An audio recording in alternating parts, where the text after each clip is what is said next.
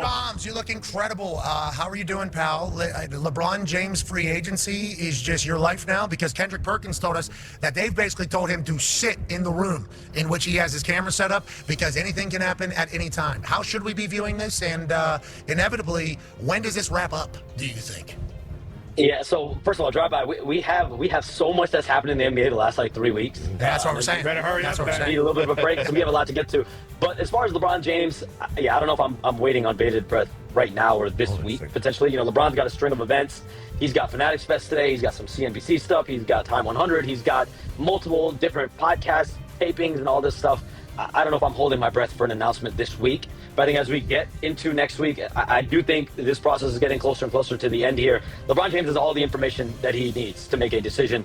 All the GMs, the owners, the president, they've all made their pitch through Rich Paul, his agent.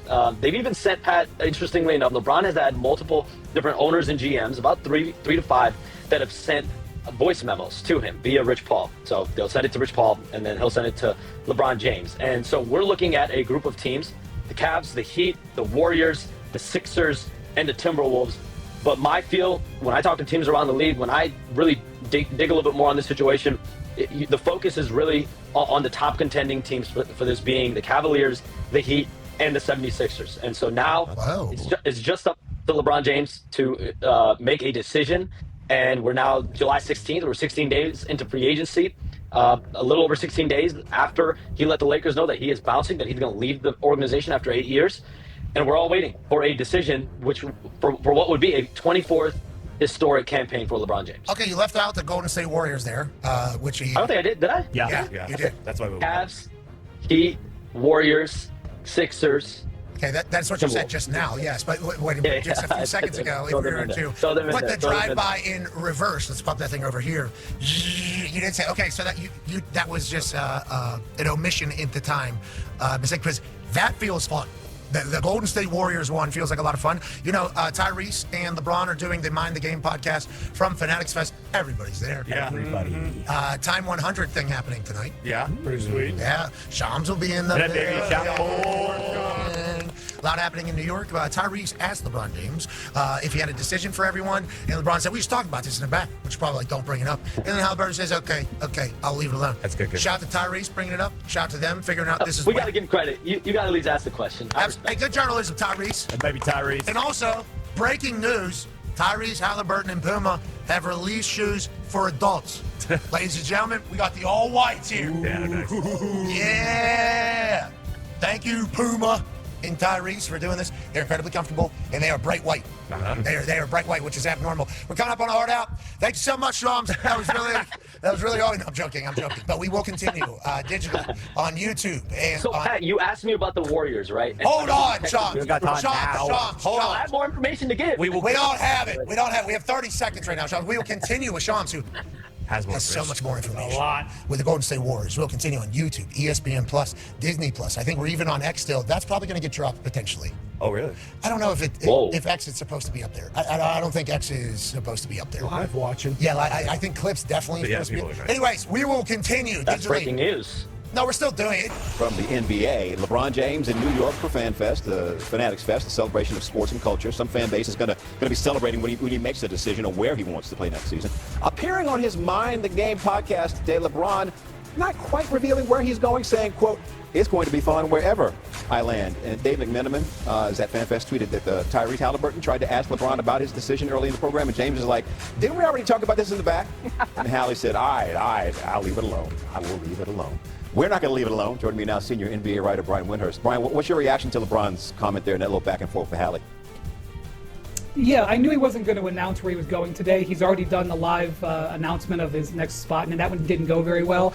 I think the whole league, Jay, was hoping that he would give some more insight into what his thinking is, and to this point he has not done that. The podcast is still going on. He did thank the LA Lakers for his time there, but he has not expressed what he deems as his important deciding factors when picking a team. And I'm going to tell you, Jay, I spent all week in Las Vegas, and I was talking to the teams that are recruiting LeBron as much as they can, and they have a dearth of information as well. And we know we've been told that he's seeking basketball happiness, but that isn't firm. Nobody knows what that means. And so we've seen teams not be able to make any moves to make their situations more attractive to him because they don't know what he wants. And so far today, he has not given any more clues. All right, we have teams like Cleveland, Golden State, Miami, Minnesota, and Philly all in a holding pattern.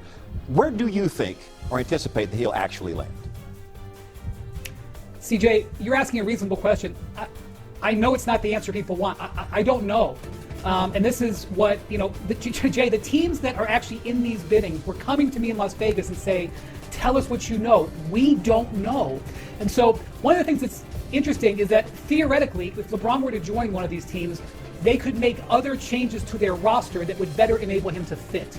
Because one of the big things, Jay, the big unanswered question is, how does LeBron want to play? Last year with the Lakers, he operated as a third wheel, oftentimes standing to the side. He had to get his points playing in transition. Does he not want to play like that? Because if he doesn't want to play like that, Cleveland and Philadelphia don't really make sense. Is he okay playing like that? If he's okay playing like that, then they make some more sense. Would a team who gets him need to go make another move to make him fit better? Well, the longer you wait in the offseason, the harder it is to do that. And so I know that there is this huge desire from the fans. Jay, not just the fans.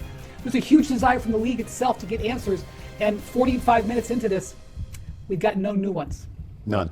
All right, we'll keep an eye on that. Put a pin in it, rather. We got some news. The wait continues for LeBron's decision. Could he land in Cleveland, Denver, Golden State, Minnesota, Philadelphia, or Miami?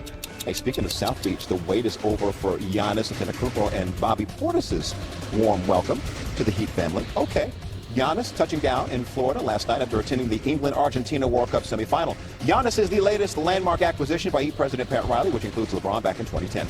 Giannis, a two-time NBA MVP and 2021 Finals MVP, now forms an elite front court with three-time All-Star Bam Adebayo.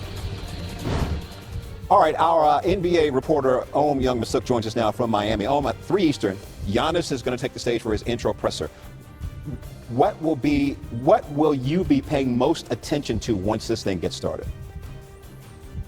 Well, certainly, as Bobby Portis, who already talked, said, it feels like it's been 6 years. For the last 6 years, we've been talking about Giannis being traded, and now he's been finally traded to Miami. So certainly we will want to see what Pat Riley will have to say about finally reeling in his whale. Giannis playing for the first team that he's ever played outside of Milwaukee, how rejuvenated he's going to be.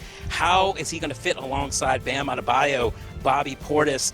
What does Spo have planned for him? And just how hungry is Giannis? I spoke to Bobby Portis a little bit earlier, and he had to talk about just the hunger and how motivated Giannis is. Certainly, he thinks Miami's going to get the best Giannis there is.